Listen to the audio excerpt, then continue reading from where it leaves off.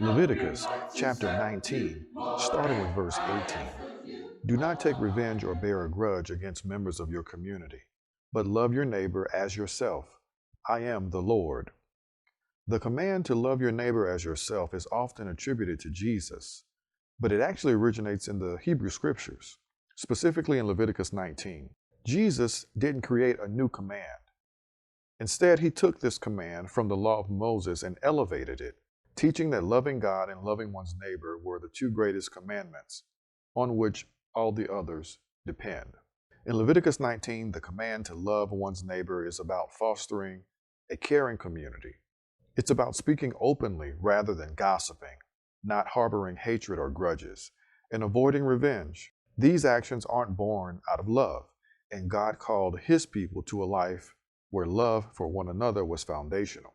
Jewish rabbis traditionally interpret neighbor here as referring to other Jews, understanding this command as an obligation among fellow Jews rather than a general principle for all humanity. But Jesus, our rabbi, broadened this commandment. Through the parable of the Good Samaritan, he taught that one's neighbor isn't just someone of the same nationality or community.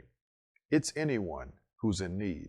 This is a call to love beyond boundaries, seeing anyone in need as worthy of our compassion and service and as our neighbor. This text also challenges the way we sometimes perceive the Old Testament or the Hebrew Scriptures. While we often see it as focused on external laws, Leviticus 19 shows that God's laws were designed for internal or inner transformation as well. The law wasn't meant to be rigid or lifeless, but was intended to lead people into a life marked by love and community. As Jesus reframed this commandment for us, he challenges us to embody a love that transcends social divides. Loving our neighbor means not harboring hatred or grudges against anyone, whether in our community or outside it.